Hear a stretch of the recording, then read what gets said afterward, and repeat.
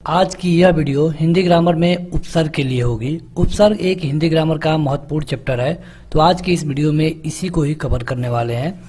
ये वीडियो महत्वपूर्ण होगी उन सभी एग्जामों के लिए जहां पर हिंदी ग्रामर से क्वेश्चन पूछे जाते हैं। इस वीडियो को लाइक करने के साथ चैनल को जरूर सब्सक्राइब करें, उसके बाद बेल आइकन दबाएं, उसमें ऑल सेलेक्ट करें इसी तरह की बेहतरीन वीडियो सबसे पहले पाने के लिए। इस वीडियो को शुरू करने से पहले आपको बता दें कि हमने संज्ञा, समास, सर्वनाम, विशेषण और इस तरह की ढेर सारी वीडियो ऑलरेडी अपलोड कर दिया है। लिंक इस वीडियो के डिस्क्रिप्शन में है, आप वहां से जाके एक एक करके सभी वीडियो को देख सकते हैं। सभी वीडियो पूरे विस्तार में कवर की गई है ताकि जहां पर भी हिंदी ग्रामर के क्वेश्चन पूछे जाएं आपको कुछ छूटे नहीं। तो उसी तरह आज की इस वीडियो में उपसर्ग को कवर करेंगे और यहाँ पर भी हम कुछ भी नहीं छोड़ेंगे, यानी कि इस वीडियो को देखने के बाद आपको और कहीं से उपसर्ग पढ़ने की जरूरत नहीं पड़ेगी। शुरू करते हैं, बात करते हैं उपसर्ग होता क्या है। तो देखिए, उपसर्ग दो शब्दों से मिलकर बना है। उपसर्ग में एक है उप और दूसरा है सर्ग। उप मतलब होता है समीप और सर्ग मतलब होता है सृष्टि करना, यानी कि जब कोई नया शब्द किसी शब्द के पास आकर के एक नया शब्द बना दे तो उसे हम कहते हैं उपसर्ग।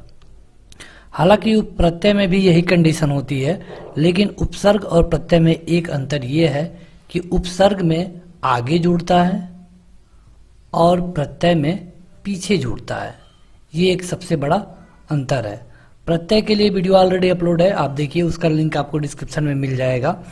तो जैसे कि हम यहाँ पे बात कर रहे थे उपसर्ग के बारे में, जैसे कि यहाँ पे आप देखेंगे पराजय, तो यहाँ पे एक जय शब्द था और इसके आगे जुड़ गया परा, और इसका इन पूरे का मतलब क्या होगा, हार।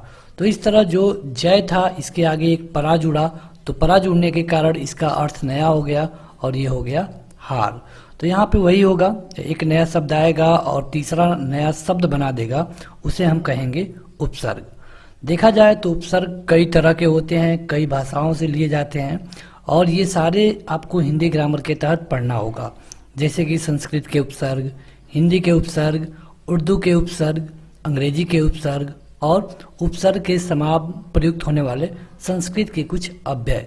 तो यहाँ पे इन पांचों पॉइंटों को ध्यान में रखते हुए आगे बढ़ेंगे ताकि आपको परीक्षा में कोई भी परेशानी ना हो। सबसे पहले बात करेंगे संस्कृत के उपसर्ग के बारे में। देखिए, परीक्षा में आपको संस्कृत और हिंदी का उपसर्ग छांटने को नहीं दिया जाएगा, बस वहां पे दिया जाएगा और आपको छांटना होगा कि इस उपसर्ग का मतलब क्या है और इसमें कौन सा उपसर्ग है।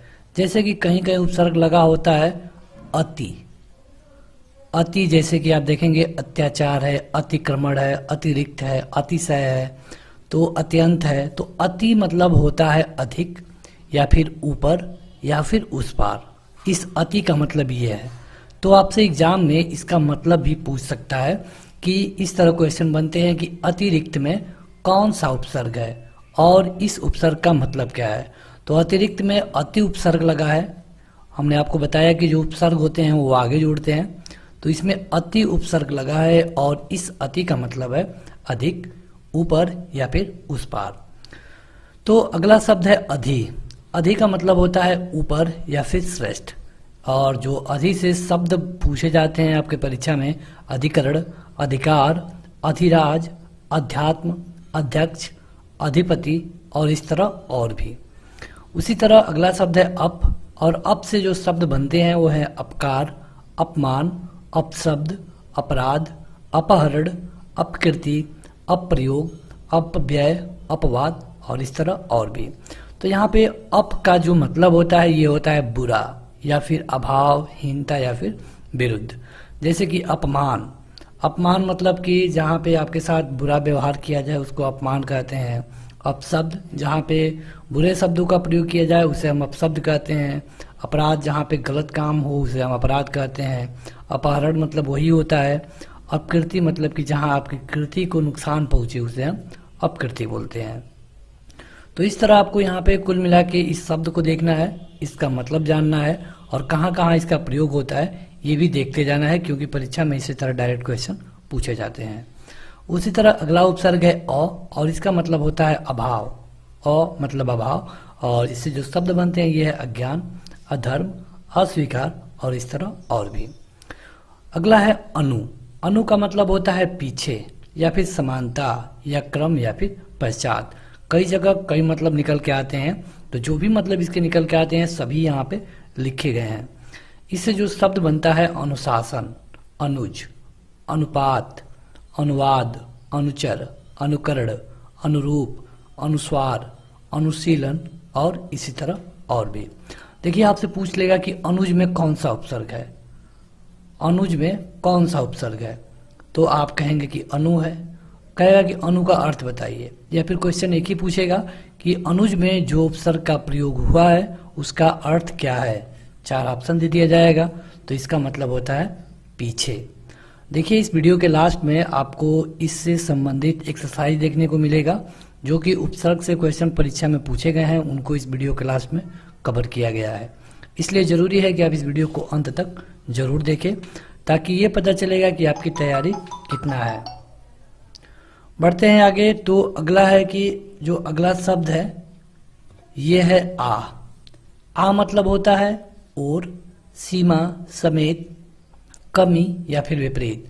और इनसे जो शब्द बनते हैं ये है आकाश, आदान, आजीवन, आगमन, आरंभ, आचरण, आमुख, आकर्षण, आरोहण इत्यादि। देखिए अगर आप इसे लाइन बाय लाइन पढ़ना चाहते हैं तो आपको डिस्क्रिप्शन चेक करना चाहिए। अगर वहाँ पे किसी ऐप का लिंक दिया गया है तो आप उस ऐप को डाउनलोड करिए, वहाँ पे आपको ये लाइन बाय लाइन मिल जाएगा। औ मतलब होता है हीनता या फिर अनादर या फिर पतन। इस औ से जो शब्द बनते हैं वो है अवगत, अवलोकन, अवनत, अवस्था, अवसान, अवज्ञा, अवरोहण, अवतार, अवनति, अवशेष। अगला शब्द है उप। उप का मतलब होता है निकटता या फिर सदृश, गौण या फिर सहायक या फिर हीनता। तो इसका जो शब्द बनते हैं उप से उपकार है, उपकूल है, उपनिवेश, उपदेश, उपस्थिति, उपवन, उपनाम, उपासना, उपभेद और इत्यादि। उसी तरह जो अगला शब्द है ये है नी। और नी का अर्थ होता है भीतर या फिर नीचे या फिर अतिरिक्त। जो इससे शब्द पूछे जाते हैं आपके परीक्षा में, निदर्शन, निपात, नियुक्त, निवास, निरूपण, निवारण, निम्न, निषेध, निरोध और निदान, निबंध। अगला है निर। निर है जिसमें र पे हलंत है। इसका मतलब होता है बाहर या फिर निषेध या फिर रहित। जैसे कि निर्वास, निराकरण, निर्भय, निरापराध, निर्वाह, निर्दोष, निर्जीव, निरोग, निर्मल इत्यादि।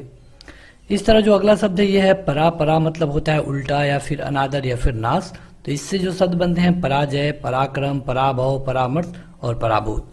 अगला शब्द है परि। परि मतलब होता है आसपास यानी कि चारों ओर, और इसका ये भी होता है कि पूर्ण। तो इससे जो शब्द बनते हैं ये है परिक्रमा, परिजन, परिणाम, परिधि, परिपूर्ण और इसी तरह और भी। तो इस तरह आपको जो जो शब्द बन रहे हैं उन्हें देखना है अच्छी तरह से, क्योंकि क्वेश्चन में वही पूछा जाएगा। कुछ हार्ड क्वेश्चन पूछने होते हैं तो पूछ लिया जाता है कि निम्न में कौन सा उपसर्ग है। तो अब इस तरह जब थोड़ा सा जटिल क्वेश्चन पूछा जाएगा तो आप इसे हल नहीं कर पाएंगे उतनी आसानी से। इसलिए जरूरी है कि इस वीडियो को अच्छे से देखें। निम्न में नी शब्द लगा हुआ है। बढ़ेंगे आगे। अगला शब्द है प्र। प्र मतलब होता है अधिक, आगे, ऊपर या फिर यश। यहाँ पे इससे जो शब्द बनते हैं प्रकाश है, प्रख्यात, प्रचार, प्रबल, प्रभु, प्रयोग, प्रगति, प्रसार और प्रयास। प्रति है। प्रति मतलब होता है विरोध यानी कि बराबरी, प्रत्येक या फिर परिवर्तन। इससे जो शब्द बनते हैं वो है प्रतिक्षण, प्रतिनिधि, प्रतिकार, प्रत्येक, प्रतिदान, प्रतिकूल, प्रत्यक्ष और इस तरह और भी। एक शब्द आता है उपसर्ग बी। तो बी मतलब होता है भिन्नता, हीनता या फिर विशेषज्ञता। जैसे कि इससे मिलने वाले शब्द हैं विकास, विज्ञान, विदेश, विधवा, विवाद, विशेष और विस्मरण, विराम, वियोग, विभाग, विकार, विमुख, विनय और विनाश। एक शब्द आता है सम। सम मतलब होता है संयोग या फिर पूर्णता। और इससे जो शब्द बनते हैं ये संकल्प, संग्रह, संतोष, संन्यास, संयोग, संस्कार, संरक्षण, संहार, सम्मेलन, संस्कृति, सम्मुख, संगाम इत्यादि। उसी तरह एक उपसर्ग है सु। सु मतलब होता है सुंदर, अच्छा, सुखी, भाव, सहज। इससे जो शब्द बनते हैं सुकृत, सुगम, सुलभ, सुदूर, स्वागत, सुयश, सुभाषित, सुवास, सूजन इत्यादि। अगला शब्द है अध। अध मतलब होता है आधा, मतलब जहां पर भी अध का प्रयोग होता है उसका मतलब होता है आधा। तो अध से जो शब्द बनते हैं वो अधजला, अधपका, अधखिला, अधमरा, अधसेरा इत्यादि। तो ये सारे शब्द मिलके बनते हैं अध उपसर्ग से। जहां पर भी अध का प्रयोग होगा उसका मतलब होता है आधा। कुछ और भी उपसर्गों को देखेंगे। अ या फिर अन, इसका प्रयोग होता है निषेध के अर्थ में, मतलब मना करने के अर्थ में। अमोल, अपढ़, अजान, अथाह, अलग, अनमोल, अनजान। उन मतलब होता है एक कम, जैसे कि 29 मतलब 30 से एक कम, 49 मतलब कि 50 से एक कम, 59 मतलब कि 60 से एक कम। तो इस तरह जो भी उन जहां पर लग जाए उसका मतलब होता है एक कम। 29 है, 29, 49, 59, 69 इत्यादि। अव मतलब होता है हीनता या फिर निषेध। इससे जो शब्द बनते हैं ये अवगुण, अवघट, अवसर, अवसर इत्यादि। दु मतलब होता है बुरा या फिर हीन। इसका होता है जो इससे शब्द बनते हैं दुकाल, दुबला इत्यादि। नि मतलब होता है निषेध या फिर अभाव, और कहीं कहीं इसका शब्द विशेष के रूप में भी लगता है। निकम्मा, निखरा, निडर, निहत्था, निगोड़ा इत्यादि इससे शब्द बनते हैं। बिन मतलब होता है निषेध। बिन जाना, बिन ब्याहा, बिन बोया, बिन देखा, बिन खाया, बिन चखा, बिन का, ये शब्द इससे बनते हैं। भर मतलब होता है पूरा, पूरा या फिर ठीक। भरपेट, भरसक, भरपूर, भर दिन इत्यादि इससे शब्द बनते हैं। कु मतलब होता है बुराई, जैसे कुखेत, कुपात्र, कुकाट, कपूत, कुढ़ंग इत्यादि। तो ये थे कुछ संस्कृत के उपसर्ग जो संस्कृत शब्दों से लिए गए हैं डायरेक्ट। अब देखेंगे कुछ हिंदी के उपसर्गों के बारे में जो कि परीक्षा में पूछे गए हैं। देखिए यहाँ पे हम सारे चैप्टरों को, चाहे वो संधि हो, समास हो या फिर सभी को एक विस्तार रूप से कवर कर रहे हैं, ताकि आपके किसी भी परीक्षा के लिए, चाहे वो यूपी टेट हो, कोई भी टेट हो या फिर कहीं किसी लेवल का कोई हिंदी ग्रामर का पेपर हो, आपको इससे बाहर ना पूछा जाए। उपसर्ग में जो पहला शब्द है हिंदी में यह है अन। अन मतलब होता है इसका निषेध के अर्थ में प्रयोग होता है, जैसे अनमोल, अलग, अनजान, अनकहा, अनदेखा मतलब नहीं देखा। अध, अध मतलब कि आधे के अर्थ में होता है, जैसे अभी आपने देखा। कुछ ऐसे शब्द आएंगे जो हिंदी और संस्कृत दोनों में प्रयोग किए जाते हैं। उन मतलब कि अभी आपने इसे देखा है संस्कृत में प्रयोग होता है। और इसी तरह भर, भर मतलब पूरा और ठीक। दु मतलब होता है बुरा, मतलब कि दुबला, दुर्जन, दुर्बल, दुकाल इत्यादि। अब होता है नी मतलब होता है अभाव या फिर विशेष, निगोड़ा, निडर, निकम्मा इत्यादि। अ मतलब फिर से अभाव या फिर निषेध, अछूता, अथा, अटल। क मतलब होता है अगर किसी शब्द के आगे क लग जाए तो इसका मतलब होता है बुरा या फिर हीन। कपूत मतलब अच्छा पूत नहीं, कचोट। कु मतलब होता है बुरा, मतलब कुचैल, कुचैला, कुचक्र, ये होता है कु मतलब शब्द अर्थ होता है बुरा। अ मतलब हीन या फिर निषेध, अवगुण, अवघर, अवसर, अवसान। भर मतलब होता है पूरा, मतलब कि भरपेट, भरपूर, भरसक, भरमार इससे शब्द बनते हैं। सु मतलब होता है अच्छा, सुडौल, सुजान, सुघड़ और सुफल इससे शब्द बनते हैं। पर मतलब दूसरा यानी कि बाद का, परलोक, परोपकार, परसग, परहित। और बिन मतलब होता है बिना या फिर निषेध, बिन ब्याहा, बिन बादल, बिन पाए, बिन जाने। तो ये शब्द है जो हिंदी से पूछे जाते हैं उपसर्ग के रूप में। अब देखेंगे उर्दू के कुछ उपसर्ग जो कि आपके परीक्षा में कई बार पूछे गए हैं। देखिए उर्दू वाले खास करके ज़्यादा महत्वपूर्ण है क्योंकि ये सबकी भाषा नहीं है, और हिंदी में उर्दू पूछ लेने से थोड़े क्वेश्चन हार्ड भी बनते हैं, तो आप थोड़े ध्यान से इसे देखिए। और इस वीडियो के लास्ट में हम जब आपसे क्वेश्चन कराएंगे तो वहाँ पर भी उर्दू से संबंधित कुछ प्रश्न पूछे जाएंगे। जैसे ला शब्द होता है एक जो उपसर्ग के रूप में लगता है। उपसर्ग मतलब ध्यान रखिए, उपसर्ग मतलब कि आगे। तो ला मतलब होता है बिना, जैसे कि लाचार, बिना चारा का। लाजवाब, जिसका कोई जवाब ना हो। लापरवाह, जो परवाह न करता हो। लापता, जिसका कोई पता ना हो। तो ला मतलब होता है बिना। बद मतलब होता है बुरा, जैसे बदसूरत, बदनाम, बद दिमाग, बदमाश, बदकिस्मत और ये भी इसी तरह। बे मतलब होता है बिना। ये आपको अर्थ तो जरूर याद रखना है क्योंकि परीक्षा में यही पूछे जाते हैं। बेकाम, बेअसर, बेरहम, बेईमान, बेरहम इत्यादि। कम मतलब होता है थोड़ा, जैसे कि आपने देखा संस्कृत वाले में उन प्रयोग होता था एक कम के लिए, और इसमें कम जब प्रयोग होगा तो पूछा जाएगा कि जो कम शब्द है ये किसका उपसर्ग है? हिंदी का, उर्दू का, इंग्लिश का। तो जो कम शब्द है ये उर्दू का उपसर्ग है, आपको ये भी याद रखना है। कम सीन, कम ख्याल, कमजोर, कम दिमाग, कम जात इत्यादि। एक शब्द आता है गैर। गैर मतलब होता है के बिना या फिर निषेध, जैसे गैर कानूनी, गैर जरूरी, गैर हाजिर, गैर सरकारी, कुछ और भी इसी तरह। जैसे कि शब्द है खुश, जो कि उर्दू है। अभी हम उर्दू वाले को कवर कर रहे हैं, तो आप ध्यान रखिए कि उर्दू को कवर कर रहे हैं। ये होता है खुश। खुश मतलब कि श्रेष्ठता के अर्थ में, जैसे खुशनुमा, खुशगवार, खुश मिजाज, खुशबू, खुश दिल, खुशहाल इत्यादि। ना मतलब होता है अभाव, जैसे कि नाराज, नालायक, नाम, नामुमकिन, नादान, नापसंद, नादान इत्यादि। अल मतलब कि होता है निश्चित, जैसे कि अलबत्ता, अलगरज। तो जहाँ पे ये अल शब्द लग रहा है ये उर्दू का उपसर्ग है और इसका मतलब होता है निश्चित। दो चीजों को आपको अच्छे से याद रखना है। बर मतलब होता है ऊपर, पर या फिर बाहर, जैसे बर्खास्त, बर्दाश्त, बरवक्त इत्यादि। बिल मतलब होता है के साथ, मतलब कि बिल आखिर, बिल्कुल, बिलवजह। हम मतलब होता है बराबर या फिर समान, हम उम्र, हमदर्दी, हम पेशा इत्यादि। तो ये हैं कुछ उर्दू के शब्द। और भी कुछ उर्दू के शब्दों को देखेंगे, क्योंकि हमने आपको बताया कि परीक्षा में इनकी संख्या ज़्यादा होती है। ब होता है, ब मतलब होता है और या फिर अनुसार, जैसे बनाम, बदौलत, बस्तूर, बगर।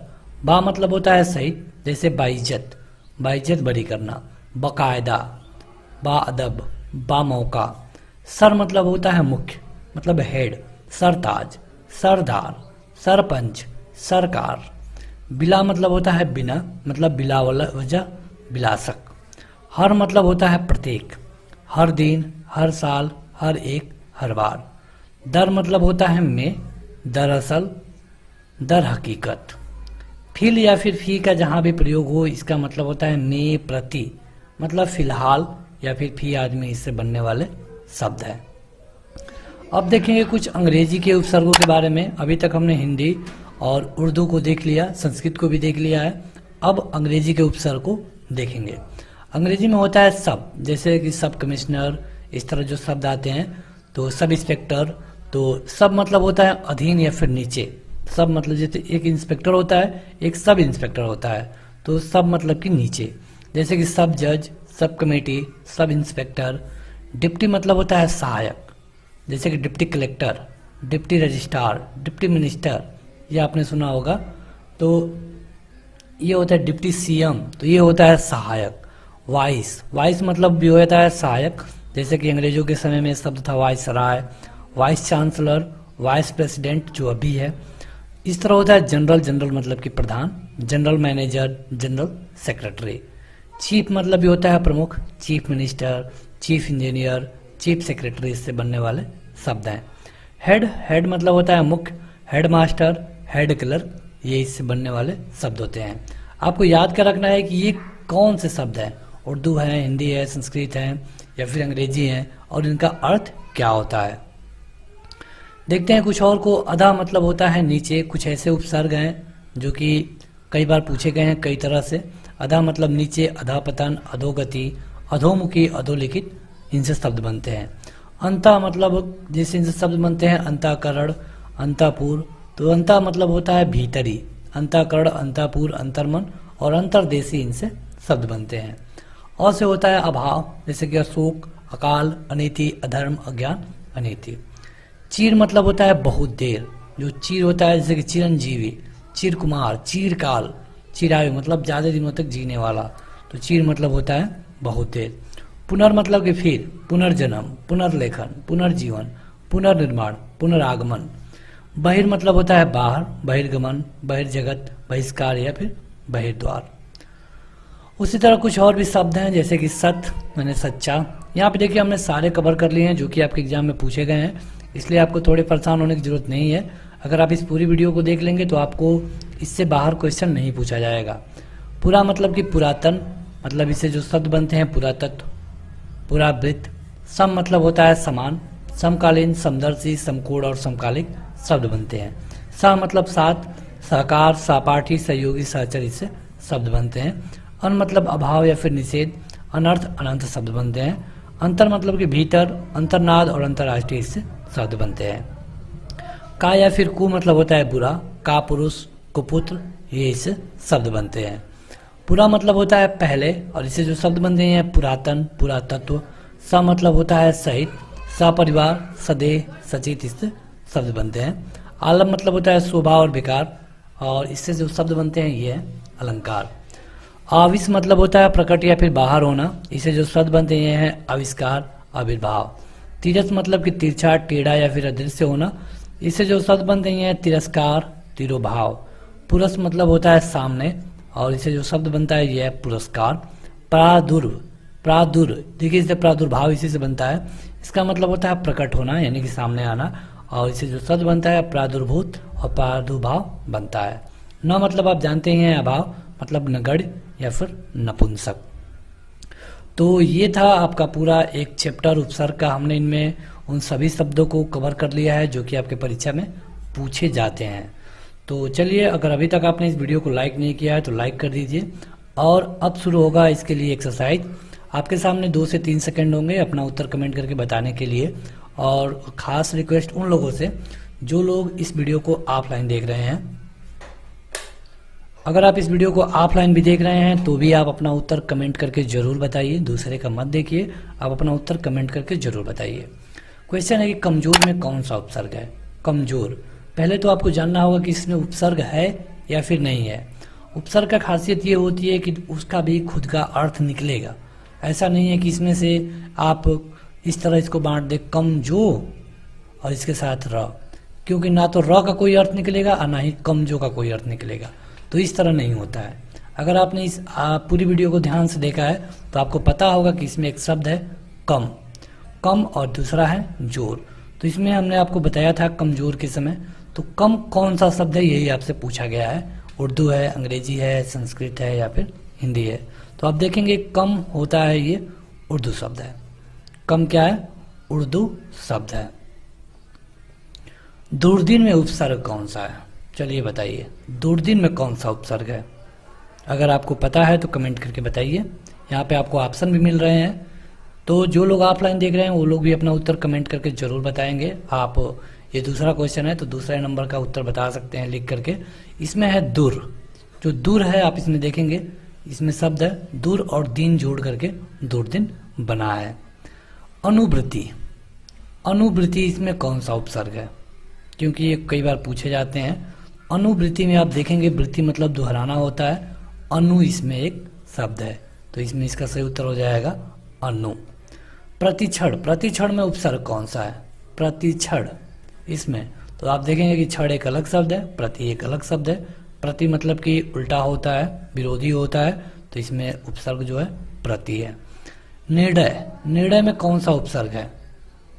तो अगर आप देखेंगे तो यहाँ पे आपको 2 या फिर 3 ऑप्शन ऐसे हैं जो कंफ्यूज करेंगे, पहला, दूसरा और ये 2 वाला लास्ट वाला। तो इसके लिए सही उत्तर आपका होगा निर, क्योंकि ये और ये तो सेम है, यानी कि इसका सही उत्तर है निर। निर्णय, णय और निर अलग अलग शब्द हैं तो निर्णय इसका उपसर्ग होगा। अगला है कि किस में अंतर उपसर्ग नहीं है, मतलब कि इसमें से कौन ऐसा शब्द है जिसमें कि अंतर उपसर्ग नहीं है, बाकी तीनों में होगा। तो कमेंट करके बताइए। देखिए अगर आप देखेंगे अंतरात्मा में तो इसमें है, अंतरराष्ट्रीय तो इसमें इस तरह का नहीं है, अंतर्गत में है, अंतरात्मा में है।